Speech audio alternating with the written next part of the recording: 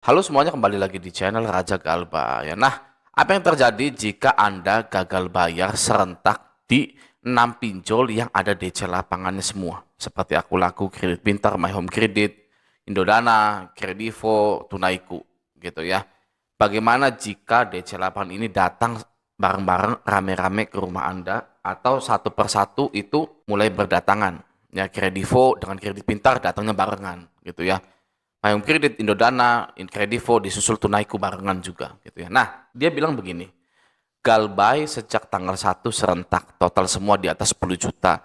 Paling besar SP Letter 22 juta. Kira-kira yang akan bertamu ke rumah dari APK apa ya Bang? Udah bodo amat juga sebenarnya, cuma cari info aja. Lokasi Jawa Timur, daerah Gresik, Jatim gitu ya. Hampir kalau Jatim ini hampir semuanya ada kecuali Indodana gitu ya.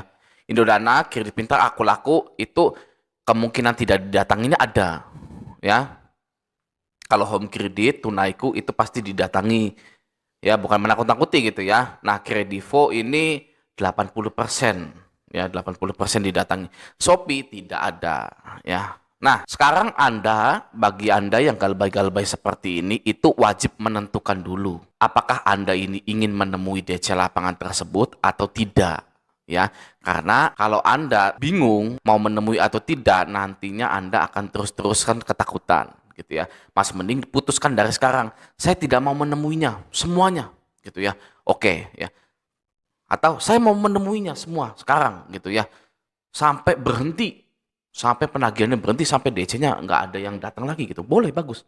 Nah, kenapa Anda harus memilih antara dua itu? Agar mental Anda siap, tidak capek gitu, tidak capek, tidak burn out ibaratnya lah. Hari ini didatangi Aku Laku, besoknya Kredit Pintar, besoknya lagi Home Credit, besoknya lagi Indodana, Kredivo. Ya, seminggu ini bolak-balik aja, ini kan ada 6 nih, 1 2 3 4 5 6 gitu ya, yang ada DC lapangannya. Minggu doang yang libur nih, ya kan? Nanti Seninnya Aku Laku lagi datang terus saja gitu kan ya. Nah, maka dari itu Anda wajib menentukan apakah Anda ini akan menemui atau tidak. Dan jangan sekali-kali yang pertama menjanjikan pembayaran. Itu yang paling fatal ya. Karena DC ini sudah menandai Anda di stabilo ya, dan akan diwariskan kepada DC-DC yang lain, entah itu DC WA, DC lapangan yang lainnya gitu ya. Pokoknya yang saya stabilo itu janji bayar tanggal sekian. Saya resign dulu ya, gitu ya. Nah, yang pertama itu. Yang kedua adalah jangan pernah tanda tangan apapun. Ya, mau ada materainya, mau tidak ada materainya, mau di kertas kosong dan lain-lain, nggak usah tanda tangan. Karena ini adalah perjanjian online. Pinjaman online, janjinya online, verifikasi online. Kenapa? Ya, penagihannya offline dan perjanjian offline. Mau apa gitu loh? Mau ada apa sih? Mau memperkarakan saya?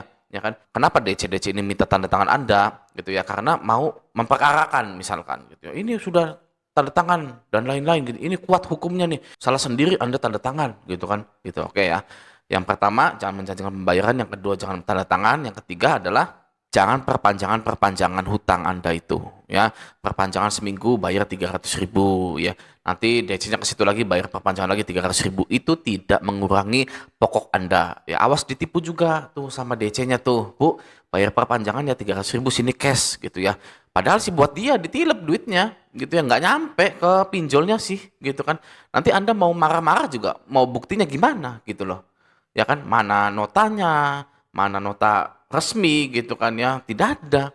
Ya kan, terus orangnya juga nggak tahu kemana, resign kemana gitu loh. Ujung-ujungnya Anda tetap ditagih, tetap bayar gitu loh. Apalagi pinjol ini tahu Anda mau perpanjangan. Waduh, dikeruk terus tuh Anda tuh, ya kan? Itu ya. Nah, lalu tips-tips yang di luar dari kendali saya itu misalkan Anda masih ada sama orang tua gitu ya. Nah, kalau Anda masih sama orang tua gitu, minjol gitu kan ya, Anda wajib percaya diri, bilang ke orang tua Anda bahwa Anda akan bertanggung jawab. Ya, orang tua kita tidak mau tahu apakah Anda punya masalah atau tidak. Semua orang hanya ingin mendengar Anda punya masalah lalu Anda bisa menyelesaikannya. Ya, apalagi laki-laki, tidak ada yang mau mendengar keluh kesahnya laki-laki itu ya. Jadi Anda tinggal jujur saja ke orang tua Anda, kalau ada yang ke sini, ya itu saya nanti akan saya tanggung jawab, saya akan bayar gitu ya. Harus percaya diri ya. Nah, lalu kalau misalkan telepon kantor, kantor Anda teror gitu kan ya.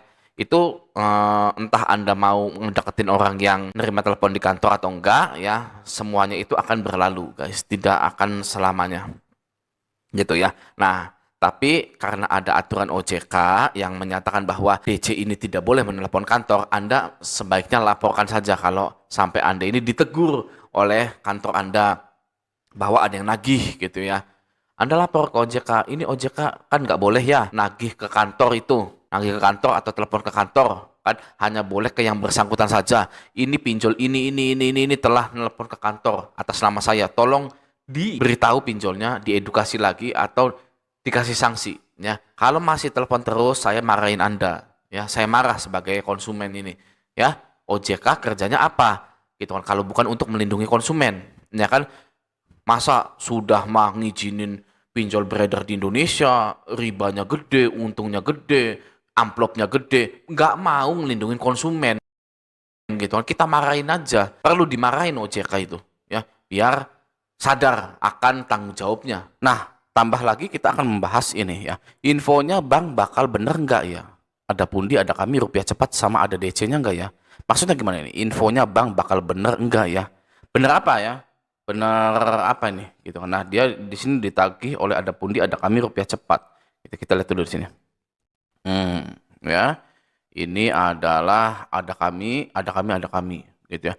Lalu di sini ada chattingan bakal gua telepon semua dan bawa nama lu dan utang lu ini, kalau lihat aja. Ini ada kami nih seperti ini. Ya, ada kami adalah pinjol yang paling banyak kasusnya di Indonesia. Sudah membawa kesengsaraan untuk masyarakat, banyak kasusnya lagi. Paling banyak kasusnya ada kami itu, guys. Dari tahun 2023 mulainya. Tahun 2023, ya, tahun 2025 ini adalah ada orang yang nggak pernah minjol di ada kami tapi ditagih gitu ya. Nah, apakah aman? Ada pundi, ada kami, rupiah cepat. Sama ada DC-nya gitu ya. Untuk ada pundi, ada kami, rupiah cepat, hati-hati sosmed Anda. Ya, mereka mainnya di sosmed gitu ya. Kalau untuk WA apa itu aman. Nah, WA Anda apa gitu. Paling ya sama seperti ini gitu ya. Woi, maling apa-apa gitu. Biasakan diri Anda. Ya. Kalau ada penagihan yang kasar, caps lock, hurufnya gede semua, biasakan karena itu sudah menjadi hal yang sangat biasa di pinjol. Ya, mereka mengirim-ngirim seperti ini ya, bakal gua telepon semua dan bawa nama-nama lu itu, mereka sambil ketawa-ketawa sambil nyemil-nyemil, ngemil apa gitu, ngemil paku ya kan, ngemil gorengan dan lain-lain. Mereka tidak seserius itu, guys. Oke, kitanya aja yang kelihatan serius gitu kan ya, menganggap ini serius gitu ya. Untuk WA aman ya. Nah, sosmed hati-hati ya, sosmed Anda privat. Kalau bisa Anda jeda dulu gitu ya, nonaktifkan dulu Facebook, Instagram, Twitter Anda semuanya. Setelah sosial media aman gitu ya, ada DC-nya enggak nih? Ada pundi, ada kami, rupiah cepat. Ini tidak ada sama sekali. Tidak ada DC-nya ya. Yang namanya ada pundi, ada kami, rupiah cepat. Bisa kita lihat juga nih ya di sini ya. Saya aman bang, udah mau 2 bulan domisili Jaksel. Ya, domisili Jaksel tidak didatangi gitu ya. Saya juga galbait di ada pundi, ada kami, rupiah cepat ini ya. Itu tidak pernah didatangi DC lapangan. Oke? Nih, ada lagi yang bilang gini, kalau DC ada, tapi kalau FC, feel collector, sepertinya nggak ada. Saya juga dirucep sama ada kami, tinggal 2 kali angsuran, akhirnya galbay. Ya. Nggak ada, cuma barbar aja penagihannya. Ada kami dan rucep aman. Bawa santai aja, datang tinggal adapin sama-sama manusia gitu ya. Nah, alhamdulillah ya, ada pundi, ada kami, rupiah cepat ini aman, tidak didatangi oleh petugas, ya, petugas sensusnya gitu kan ya. Jadi guys ya, kalau ada DC lapangan yang datang, anggap saja petugas sensus. Ya, kenapa? Kita harus menganggap DC lapangan itu adalah petugas sensus karena mereka hanya ingin mendata saja, guys. Ya kan? Secara hukum mereka itu tidak kuat, ya. Dan juga kita tidak menjaminkan sesuatu. Contoh seperti kita menggadaikan BPKB, kita ke leasing, ya. Kalau yang namanya galbay di leasing, ya kan BPKB-nya ada di leasing, itu bisa ditarik walaupun ya sebenarnya harusnya melalui pengadilan, tapi karena pengennya cepat ya kan dan kurang pengetahuan masyarakat ini jadinya diambil gitu ya. Dan misalkan di bank ya, kita jaminkan sertifikat rumah kita ya kan, galbay ini di bank ya kan, akhirnya dipilok ya kan, disita, disegel gitu kan ya. Itu DC bank dan DC leasing seperti itu. Kalau DC pinjol itu cuman ngedata aja. Pak, kenapa nggak bisa bayar? Bisa lihat sendiri ya kan. Saya nggak kerja pagi-pagi begini, ketemu sama kamu gitu kan. Gimana mau bayar? Di pinjol itu memang seperti itu ya. Adanya DC lapangan itu paling nggak guna. hanya untuk menakut-nakuti masyarakat Indonesia saja guys. Oke, nah semoga video ini bermanfaat, sampai jumpa di video selanjutnya.